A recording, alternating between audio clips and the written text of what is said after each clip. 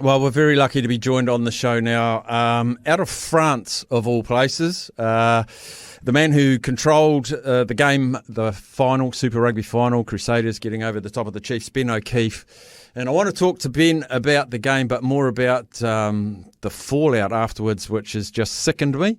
I'm lucky enough to know Ben reasonably well as a great person and didn't deserve all of this vitriol. It just seems to have gathered momentum like a snowball down a hill. But he joins us now out of France. Ben, thanks heaps for jumping on with us today. Yeah, thanks, Steffi. Good to jump on and have a chat. Yeah, had to make a quick sort of. We got meetings over here in France at the moment. I head off to South Africa, so I was pretty much do the game Saturday and jump on a plane Sunday. And then, yeah, as you said, I realised once I landed in France just how big the snowball sort of kept getting over the time that I was in the air. So yeah, it's been an interesting sort of last 24, 48 hours for everyone involved, I think, in the game of rugby, not just match officials, but I think everyone that loves the game too. Have the snowballs got bigger in recent years with I mean, I'm not going to sugarcoat it. You've been lambasted by people who like to call them keyboard warriors. I call them keyboard wussies. Has it got worse in recent years?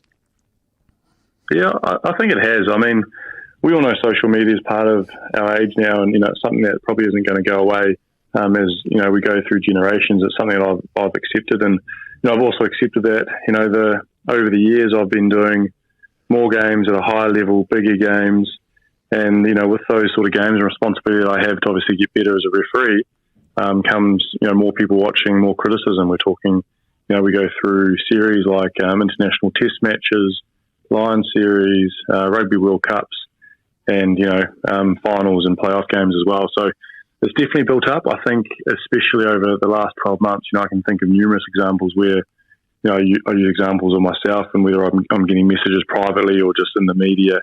But we've seen things happen publicly with other referees in our game through criticism that they're getting from players, coaches, and the public too.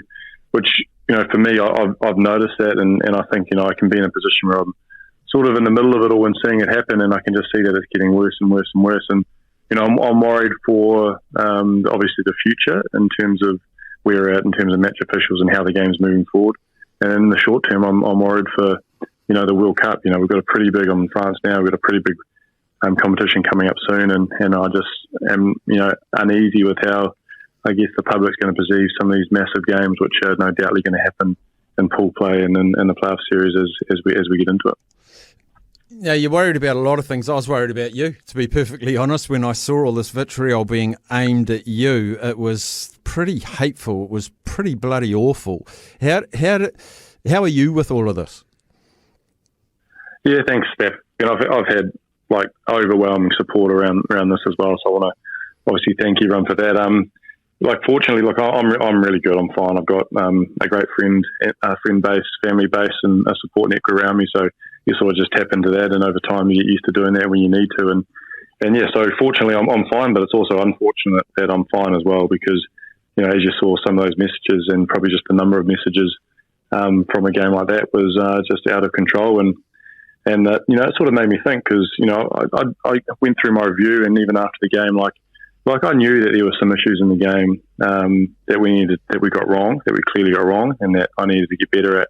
And that happens in every game of rugby. I also know that there were some real key moments in that game that really needed a strong referee, someone that was in the right position with good presence, who could communicate the right outcome and stay in control of a pretty hotly test match. A pretty hot final. And I reflected when I did review my decisions, and then actually just watching that game as well, that, overall I loved that final. It was intense. It had everything. We had two teams going at it, and, it was great to be a part of it for the 80 minutes. And, it's just what's happened afterwards that, you sort of go through and you reflect and you think, is this something that we need to be putting up with as people first and foremost, and as match officials? I think the key thing you've said there is, there's always errors. Players make errors, referees make errors, and there's not much you can do about that. That's the human nature of the game. Just the reaction to them afterwards, is it magnified because it's a final, do you think? Oh, of course. I mean, everything's magnified on the level of the game that you do. And we're entrusted through the selection of games on, okay, who can manage those games, who can be in the best sort of position to be able to control those games as well as they can. And, we often try and do that for who can actually manage those 80 minutes. And, we're almost having to move into a space of, okay, who can control the 80 minutes well, and then who can actually be in control of what happens afterwards now too. And so what we saw after that game, definitely because it was a final. I think definitely because there's a lot of emotion around who people wanted to win. And we love that emotion as supporters of rugby, and definitely as match officials.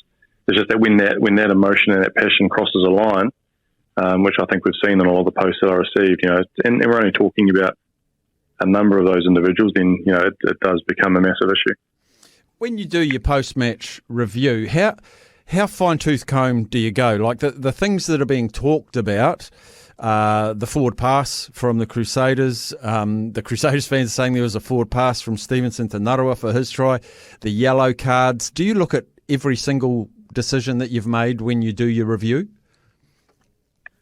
So I look at every single play in the game, pass, potential decision, potential non-decision, my positioning, the way I communicate. It takes me probably a good 10 hours to go through the game, forward, rewind, and I'm clipping, I'm coding, and actually really trying to find the detail around, because I want to be able to give really good feedback to coaches, even though this was a final in season as well. We want to try and give as much detail to coaches around the decisions that I got right, so that they can actually, give that information to their players. Also, the decisions that I get wrong, so that they can also reassure their players if I penalise someone incorrectly, they can actually give that clarity to their players. And then I'm also trying to improve as a referee, so that I'm always getting better week by week by week. Because slightly, within the game, the pictures that I'm faced are always slightly different within the match. So. I was fortunate I was able to do that, that sort of 9-10 hours on my 17-hour flight from Auckland to Dubai. And I was able to go through those details. And, some of those things we talk about, like there was a clear forward pass that we missed from the Crusaders. And it's something that when I look at it, I don't just say that, okay, I've missed that because I have. It's my responsibility to get that. And what I actually noticed when I did my review is that I moved into the D-line as I transitioned when the ball was passed behind me. I went in there too deep, so I was about 4 or 5 metres behind the D-line, whereas a referee, this is getting into a bit of a referee detail now, but you want to take half a step, get behind the D-line, and as the defender comes through, you move back with the defender so you can quickly get back into what's a ball-in-line position, so you can be in line for those passes. And that's something I didn't do. So that's, in terms of my review, okay, I can see that I did something wrong, but I've already recognised, okay, I need to make sure that I'm not going too deep into the D-line so I can make a quick turnaround so then I can be in line with that ball and therefore make those decisions and call that forward pass next time. So that's the type of detail we go into, rather than just saying we got it right, we got it wrong. So it's probably a little bit of insight, and I'll do that for all the whistle decisions I made, all the decisions that I didn't make, which I should have, the TMOs, the cards, and everything that everyone's talking about. And the other thing is that a lot of times within a game, and this is something that I've had to train myself, especially when I started, is that in the game, when potentially you've got something wrong, you might even see it on the big screen.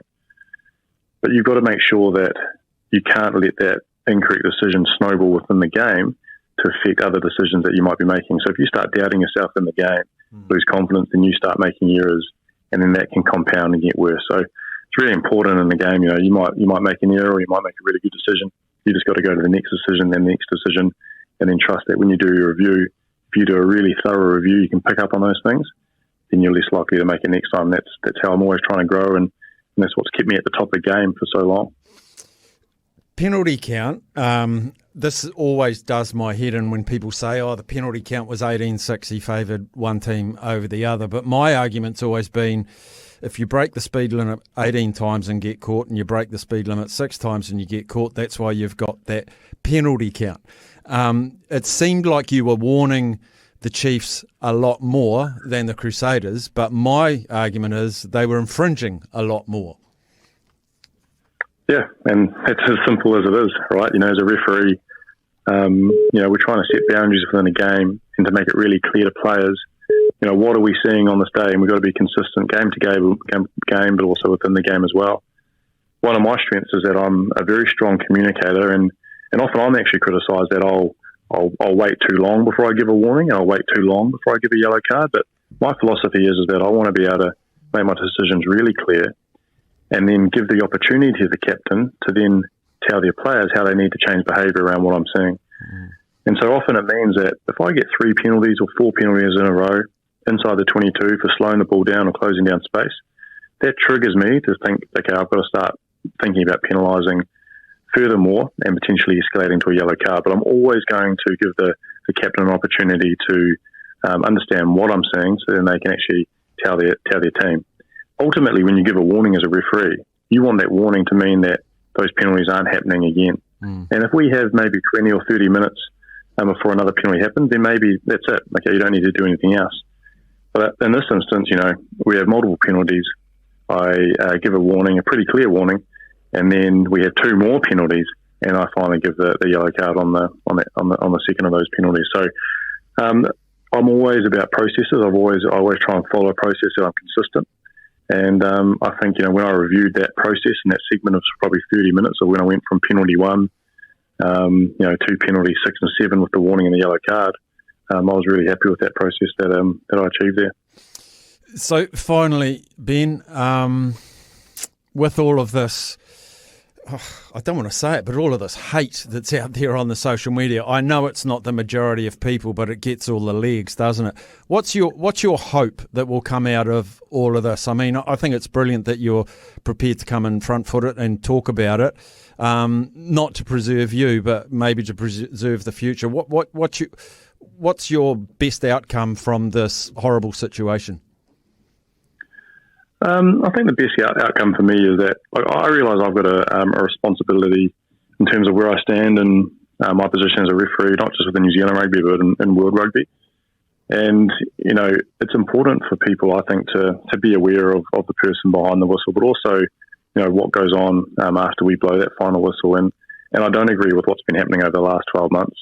And I hope that, by raising the awareness in this environment, I've been able to actually just let people understand that, this is what is happening. Already the outcome of this has been, overwhelming positivity and support. And, I feel really proud that I've had multiple, younger referees in community rugby in New Zealand who've messaged me to thank me because, they were starting to feel unsafe with the abuse that they've been getting in the weekends.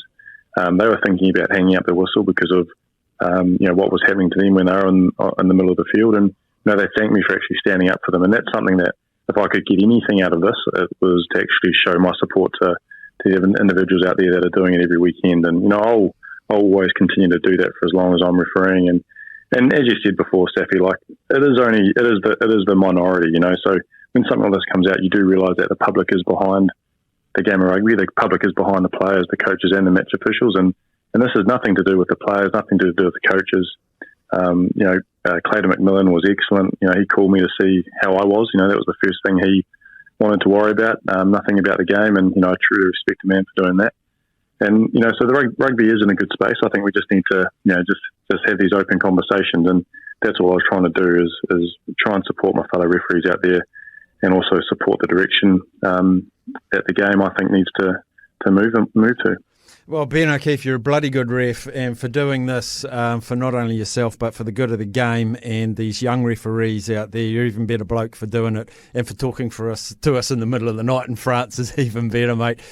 Really appreciate you coming on, really appreciate your stance and your voice on this very concerning issue. Champion. SENZ, it's Kiwi for sport.